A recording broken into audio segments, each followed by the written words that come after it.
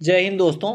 एक बार फिर से स्वागत है आप लोग का हिंदुस्तान टेक्निकल रिसर्च सेंटर के वीडियो लेक्चर में। मैं आज आप लोगों को बताऊंगा मटेरियल सिलेक्शन क्राइटेरिया में जो आगे का सीरीज जो पेंडिंग था उसके बारे में वीडियो लेके आ रहा हूँ आप लोगों के लिए, जिसमें थोड़ी सी वीडियो में देरी हो गई थी क्योंकि थोड़ा सा मैं भी ज़्यादा बिजी हो गया था इसके लिए। नहीं तो वीडियो वैसे आप लोगों को मैं कंटिन्यू देता रहूँगा, उसके आप लोग उसमें ना रहें, वीडियो आप लोगों को कंटिन्यू मिलती रहेगी। तो चलिए अभी शुरू करते हैं इस लेक्चर को, जिसमें हमें मटेरियल सिलेक्शन क्राइटेरिया में जो पहला मैं मटेरियल सिलेक्शन क्राइटेरिया का बताया था वो मैं बताया था आप लोगों को कि बल्क डेंसिटी को कैसे कैलकुलेट करना है, बल्क डेंसिटी कैसे होनी चाहिए, उससे क्या होता है, उससे क्या इफ़ेक्ट होता है, बल्क डेंसिटी से बल्क डेंसिटी बढ़ती है तो क्या होता है, इस सब के बारे में मैं आप लोगों को ऑलरेडी बता चुका हूँ। तो बल्क डेंसिटी आप लोगों को आई होप कि पूरी समझ में आई होगी। अगर आप लोग उस लेक्चर को ना देखें हो तो आप लोग पहले जा कर के उस लेक्चर को देखें, फिर आप लोग इस लेक्चर को देखें, क्योंकि बल्क डेंसिटी बहुत ही इंपॉर्टेंट टॉपिक होता है मटेरियल सिलेक्शन के लिए। अभी चलिए हम लोग देखते हैं particle size and shape.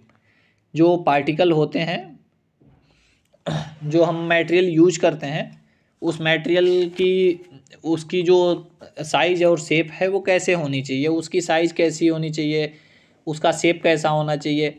Material के पार्टिकल की जो शेप एंड साइज होती है उससे हमें हॉपर, स्क्रू और बैरल स्क्रू की शेप एंड साइज ये सारी डिसाइड होती है। जैसा कि देख सकते हैं hopper screw all depend on the particle size and shape. जो ये हॉपर स्क्रू सभी जो हैं ये पार्टिकल साइज और शेप के हिसाब से डिज़ाइन किए जाते हैं, क्योंकि हमारे मटेरियल की पार्टिकल साइज़ कितनी होनी चाहिए, उसका शेप कैसा होना चाहिए। कुछ आप लोग देखे होंगे कि कुछ दाने जो पिलर्स फॉर्म में आते हैं, कुछ पाउडर फॉर्म में आते हैं। तो ऐसे क्या है कि ऐसे जो पार्टिकल साइज होते हैं वो डिफरेंट डिफरेंट फॉर्म्स में आते हैं। तो इनको देखने के लिए हमें कि कैसे इन कैलकुलेशन होती है उस बेस्ड पे हम डिसाइड करते हैं कि हमारा स्क्रू का डिज़ाइन कैसा होगा, स्क्रू कैसा होगा, हॉपर का स्ट्रक्चर कैसा होगा, कैसा हॉपर होगा। जिसमें आप लोग देख सकते हैं flexi material require cramer feeder for fine powder. जो फ्लैक्सी मटेरियल होते हैं, फ्लैक्सी मटेरियल के लिए हमें क्रेमर फीडर रिक्वायर्ड होता है, जो कि ये बहुत ही छोटे पाउडर फाइन पाउडर के लिए यूज किए। मैं आपको बताऊंगा आगे इस लेक्चर में कि फाइन पाउडर क्या होते हैं, सुपर फाइन पाउडर क्या होते हैं, कितने से कितने शेप तक उसको डिसाइड करते हैं। Require force flowing of uniform feeding give proper output like polyvinyl chloride. जो हमें require force flowing for uniform feeding give proper output like PVC. जो इन वो क्रेमर फीडर क्यों यूज किए जाते हैं, जो कि हमें क्या होता है कि एक रिक्वायर फोर्स देते हैं जो मटेरियल के फ्लो की यूनिफॉर्मिलिटी को बनाए रखता है। जैसे कि आप लोग देख सकते हैं, ये आप लोग देख सकते हैं कि मान लीजिए ये आपका बैरल हो गया, ये बैरल में ये आपका स्क्रू हो गया, यहाँ पे हॉपर हो गया। तो हमें एक एक्स्ट्रा क्रेमर फीडर लगाते हैं, या तो इस क्रेमर फीडर में यहीं स्क्रू लगा के यहाँ पे पंप होता है, इसको रोटेट कराते हैं। नहीं तो उसके अगर ऐसा नहीं करते हैं तो फिर क्या करते हैं कि ये जो हॉपर है इस हॉपर में हम एक एक्स्ट्रा एक्सट्रूडर लगाते हैं। इस एक्सट्रूडर से मटेरियल ड्रॉप आउट होता है, जिसमें स्क्रू भी होता है। अभी इसमें हॉपर होता है तो मटेरियल क्या है, मटेरियल पहले इसमें आता है इस हॉपर में। अब इस हॉपर में मटेरियल आता है तो ये जो एक्सट्रूडर होता है ये विदाउट हीटिंग होता है। इस एक्सट्रूडर में हीटिंग नहीं दी जाती है, ये इसमें गिरता है, फिर यहाँ से ये आगे जाता है। चलिए अभी आगे देखते हैं। अभी चलिए देखते हैं कि ये पार्टिकल जो होते हैं वो कैसे क्लासिफाई किए जाते हैं और कैसे डिवाइड किए जाते हैं। तो आप लोग देख पा रहे होंगे कि मैं यहाँ पे एक क्लासिफिकेशन आप लोगों को बताया हूँ। ये पार्टिकल सॉलिड हैं, जो पार्टिकल सॉलिड हैं वो कैसे होते हैं, उनकी स्ट्रक्चर क्या होती है। ये बहुत ही अच्छी चीज़ है, आप लोग इसको ध्यान से समझना होगा इस चीज़ को। जो पार्टिकल्स होते हैं, प्लास्टिक के जो पार्टिकल्स होते हैं वो 3 फॉर्म में डिवाइड किए जाते हैं। पहला जो होता है पाउडर, दूसरा होता है ग्रेनुलर सॉलिड, तीसरा होता है ब्रोकन सॉलिड। अभी जो पाउडर फॉर्म में आते हैं वो पाउडर फॉर्म की उसकी क्या है, मतलब उसकी स्पेसिफिकेशन क्या है, उसकी जो साइज़ होती है वो लेस देन 100 माइक्रोन होती है। जब जो पाउडर फॉर्म में आते हैं, जब पाउडर फॉर्म को आप देखेंगे तो वो लेस देन 100 माइक्रोन के होते हैं। अब अगेन ये पाउडर फॉर्म डिफरेंट फॉर्म में डिवाइड हो जाते हैं। उसके बाद जब जो ग्रेनुअल्स सॉलिड होते हैं वो 100 टू 500 माइक्रोन तक, जो अगर पार्टिकल उसकी जो साइज़ है वो 100 से 5000 माइक्रोन तक अगर उसकी साइज़ है तो वो ग्रेनुअल सॉलिड में आते हैं। लेकिन अगर वो 5000 माइक्रोन से एबव हैं उनकी पार्टिकल साइज, तो वो क्या है, ब्रोकन सॉलिड में आते हैं। जिसमें पाउडर में आते हैं fine powder, super fine powder, ultra fine powder. Granular में आता है ग्रेनुलर सॉलिड, पिलेट्स फॉर्म, और ब्रोकन में सिर्फ ब्रोकन ही आता है। अभी पाउडर में देखते हैं। फाइन पाउडर में अगर आपके पार्टिकल की साइज़, जो आपके पास पार्टिकल्स है उस पार्टिकल की साइज़ अगर आपकी 10 टू 100 माइक्रोन है, अगर 100 टू 10 माइक्रो mm है तो उसकी जो साइज़ होती है वो फाइन पाउडर में आती है। अगर वो आपकी 1 टू 10 है, अगर 1 टू 10 है तो वो सुपर फाइन पाउडर में आएगी। और अगर 0.1 टू 1 है तो वो आपका अल्ट्रा फाइन पाउडर में आएगा।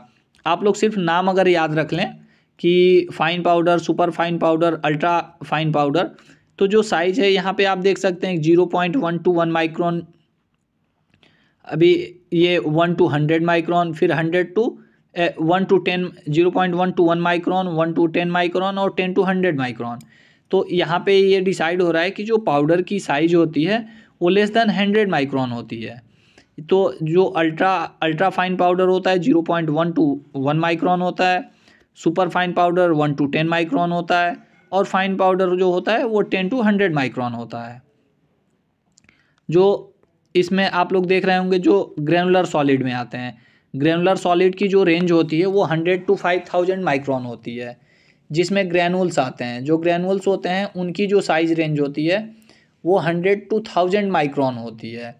अगर आपकी जो भी आपके पास ग्रेनुल्स है, अगर उस ग्रेनुल्स की साइज़ 100 टू 1000 माइक्रोन है तो वो ग्रेनुल्स में कंसीडर किया जाता है। अगर वो 1000 टू 5000 माइक्रोन है तो ग्रेनुल्स में कंसीडर नहीं किया जाता है, उसको हम पिलेट्स फॉर्म में बोलते हैं कि जो आपका मटेरियल है वो पिलेट्स फॉर्म में है, ये वो आपका पिलेट्स फॉर्म में होता है। तो ये बहुत ही बारीकी की चीज़ें हैं जो आप लोगों को पता होनी चाहिए कि जो पार्टिकल साइज एंड शेप जो ग्रेनुल्स आते हैं, अगर उसकी जो साइज़ है वो अगर 100 टू 1000 माइक्रोन है तब वो ग्रेनुल्स कहलाते हैं, और मोर देन अगर 1000 टू 5000 है तो वो पिलेट्स कहलाते हैं। अभी जो ब्रोकन सॉलिड होते हैं, अगर आपके पार्टिकल की साइज़, जो भी आपका पार्टिकल है उसकी पार्टिकल की साइज़ अगर मोर देन 5000 माइक्रोन है तो उसको हम ब्रोकन सॉलिड में ले लेते हैं। जैसे ब्रोकन सॉलिड मतलब आप लोग सोच सकते हैं कि जैसे आप लोग इमेजिन करिए कि जब हमारी प्रोडक्ट को कोई प्रोडक्ट ख़राब हो जाता है तो हम उसको जब ग्राइंड करवाते हैं, तो जब ग्राइंडर मशीन में डालते हैं तो जो उसमें से प्रोडक्ट कट के निकलता है वो टूटने के बाद, तो उसकी जो साइज़ होती है वो साइज़ और शेप स्पेसिफिक नहीं होती है, क्योंकि वो किसी भी शेप में कट जाती है तो उसकी स्पेसिफिक नहीं होती है, मोर देन 5000 माइक्रोन होती है। इसके लिए हम उसको ब्रोकन सॉलिड में कंसीडर करते हैं। अगर वही आपकी उस साइज़ स्पेसिफिक निकलती, साइज़ और शेप स्पेसिफिक होती, तो वो या तो ग्रेनुल्स या पिलेट्स फॉर्म में होते हैं। अगर वो पाउडर फॉर्म में जाते हैं, जैसे उसमें देखिएगा आप लोग कि बहुत सारे डस्ट निकलते हैं और बहुत सारे मटेरियल्स के जो पाउडर्स होते हैं, तो उनको क्लासिफाई करने के लिए जैसे वो फाइन पाउडर में है या सुपर फाइन पाउडर में या अल्ट्रा फाइन पाउडर में है, तो उसके लिए हम देखते हैं। चलिए अभी आगे देखते हैं।